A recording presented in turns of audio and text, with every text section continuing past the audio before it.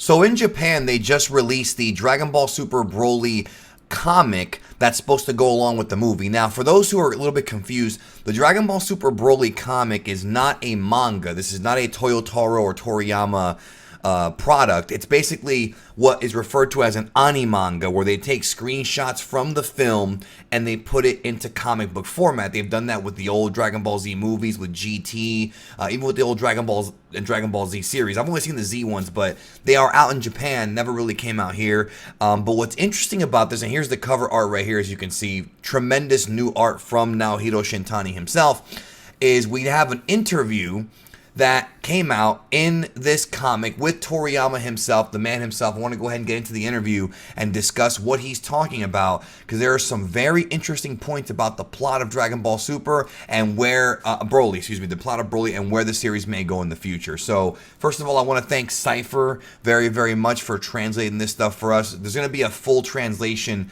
with more details coming out in the future, but I wanted to go ahead and cover this now because there are some interesting things. So the first question, or the first thing that's brought up here, is Toriyama is asked if the trio of Broly, Lemmo, and Chilai are likely to play a role again. Now, of course, the big question on many fans' minds is, have we seen the last of Broly? You know what I mean? After Dragon Ball Super Broly, knowing that the story of Super will continue in the future, have we seen the last of Broly? Are we ever going to see him again? Toriyama says that Chilai and Lemmo were his favorite characters this time around, so that's a good sign.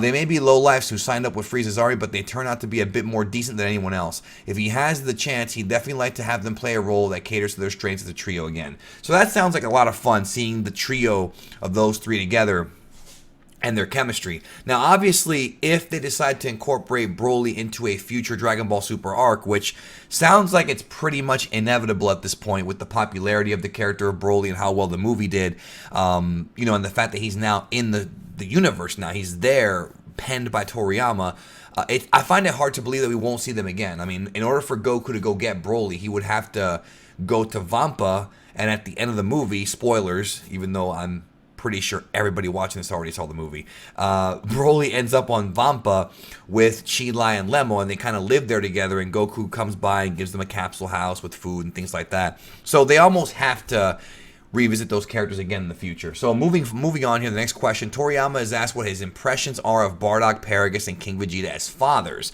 Very interesting question. I was going to do a video about this too, because they really changed the way that Bardock is as a father in Minus, and it's even more so here in Dragon Ball Super Broly. Paragus, of course, cares about his son, even though his son is out of control, and he tries to control him by, let's just say, archaic ways. And of course, King Vegeta is very prideful of his son. So it says here, innately Saiyans place emphasis on increasing the number of strong people in their race. So bonds between a parent and children aren't that strong. And child aren't that strong. King Vegeta and Paragus aim to use their sons to fulfill their own pride and ambitions, respectively, while Bardock, unusually for a Saiyan and more similar to Earthlings, seems to have just a bit of a fondness for his son. Come to think of it, Toriyama comments, Goku doesn't seem to think about his children all that much. That's going to end up pissing off a lot of people, I have the feeling, because the whole "is Goku a good father" is going to get brought up again. I wouldn't take too much stock into it. He says that Goku does not think about his children. Obviously, he cares about them, but he's too busy training. I'm not saying that's good or bad, but that's kind of what Toriyama's implying here. And of course, he talks about Bardock being a changed man. Of course, if you watch the original Bardock special, the Bardock, the father of Goku, in the dub, I implore everyone to watch that in Japanese, because the dub script for that was really, really butchered. It was early Funimation in-house stuff. They really weren't doing a good job back then. At all when it comes to scripting. You gotta watch it in Japanese at least once so you can see how Bardock was. He was very, very cold to baby Kakarot. Very cold. Toriyama, of course, comes in there and rewrites Bardock for Broly. And of course, the big question is, did he rewrite Bardock to be a more gentle person, so that way it makes more sense as to why Goku has a pure heart? Does the Grandpa Gohan situation with Goku hitting his head when he was a baby or a child, does that still apply here? Like, what is the story with that? Well, Toriyama has made the decision to make Bardock this new Bardock, and that's just the way it's going to be in his mind. Moving on here, Cypher writes, commentary to the side of this comment claims that Vegeta displays just a bit more affection toward his children than Goku does his. Boy, that's going to lead to some fights. Please don't fight over this. And questions whether it isn't the influence of his beloved Bulma. Although this isn't attributed to Toriyama, it also points out that Bardock changed the fate of the universe by showing the slightest bit of affection for his son. That's certainly true. Had Bardock never sent Kakarot to Earth, Frieza may have never been defeated. You know, we don't know what the future would have held for that character. And of course, Goku saved the Earth numerous times, including from the Red Ribbon Army and Demon King Piccolo before he even knew he was a Saiyan. You know what I'm saying? So Bardock even doing that was already enough for him. So moving on to the next section here, Toriyama is asked for his favorite battle scene in the movie. He says the battle scenes were really incredible and thought the way they provided the impression that the battle had really stepped to another dimension was novel. Of course, that's the universe cracking scene that we all love. Although they aren't exactly battle scenes, he also says he particularly liked Goku's bouncy warm-up sequence and breathing into the Frieza soldier ship. Both were ad-libs from the animation staff. Ad-libs as in presumably details not described in the script. Yeah, and that's one thing we have to always tell people. And you have to always remember is that back in the day when Toriyama was doing the manga, they would take the fight scenes from the manga and add to them, make them longer, add motion, all that good stuff. Here, we're not getting that. Here, the animation staff is pretty much in charge of the fight scenes. The animation staff, the director. Toriyama doesn't normally oversee day-to-day operations at Toei. So as a result of that, a lot of times he goes into these films and doesn't even know what they're doing. He doesn't even know what the finished product will look like. So when he first sees it, he's amazed as to how great it looks, especially with Shintani being involved because Toriyama chose Shintani himself. That was a choice by Toriyama himself. And you're going to see things in the anime, both in Dragon Ball Super, you know, the TV show and the movie, that aren't in Toriyama's script. He doesn't write everything. He doesn't draw everything. So it's more creative. It's more of a corporate thing, but also more creative for other minds as well.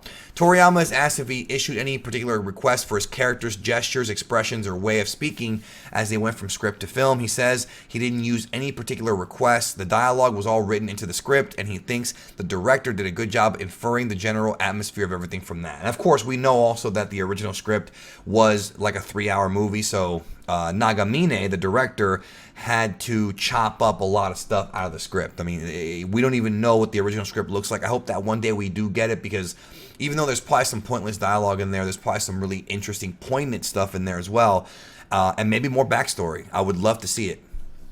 Last, in the wake of Broly's international acclaim, Toriyama is asked for a message to the readers. He says he isn't sure if the comics can truly capture the incredibleness of the battle scenes from the film, but asks readers to try to imagine the sense of speed and impact as they're reading. That sense of imagination is important, and get excited, waku waku, referring to Goku's usual phrasing. I like how at the end he says, get excited. And that tells me he's teasing something for the future. Of course, we've talked about that a lot here on this channel, about what's coming in the future. And it's interesting because I know Toriyama means well by saying that you have to imagine the speed and the impact, but Dragon Ball Super Broly is out. Like, it's been on Blu-ray here in North America for what, a couple weeks now? I believe the manga UK version is also out. So international dubs and international releases of this film have been going on for quite some time already. So I'm sure the Japanese have already seen this film a billion times, so I don't really understand the point of reading the comic version. It's not like they changed anything. It's the same movie. You know what I'm saying? And that's why back in the day they used to refer to the anime-manga as redundantly redundant, because you've got the original manga from Toriyama, which is the original kind of manuscript. That's the original scripture. I hate to use the religious term, but that's like the main canon, because that's where the word canonical came from. Then you've got everything else, which is you know, adaptation. Dragon Ball Z, of course, adaptation from Dragon Ball manga, Dragon Ball the anime. Then you have, of course, Super, which is adapted from Toriyama's original, you know, manuscript, his drafts. But the only difference is that with the manga, you actually had panels and things that you could bring to life, which is what they did for, you know, 11 years that Dragon Ball was on the air. They did that for that long. And well, it was more like 10 years because GT was like the last year, but you know what I'm saying. The same thing. Toriyama helped out a little bit with GT at the beginning. But now with Super, it's not like that anymore. He just writes a script, and then he gives little guidelines, and of course he designs the characters.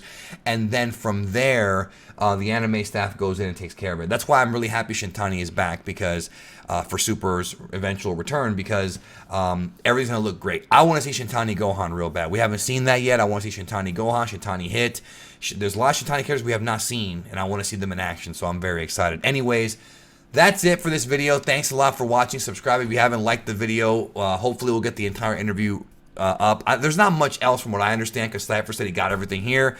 And tomorrow on the channel, I'm scheduled to drop a video about a Dragon Ball Super Broly sequel, which is going to be a very interesting video tomorrow right here on Geekdom 101. And yeah, that's essentially it. And we got, of course, more videos coming. I've been getting over some health issues lately, so I've been slowing down a little bit of my uploads, just, you know, to less videos a week. But hopefully y'all understand that. I'm trying to get better. We'll see how things go. I mean, when Super does come back, I'm going to be cranking it out like back in the day. I'm trying to just get better here these last few weeks. So if you haven't seen that many videos, that's why. Plus, I've been doing a lot of stuff over on World of Geekdom too, like the coverage on Avengers and Star Wars and whatnot. So anyways, thanks again. Love you guys, and I'll see you very soon.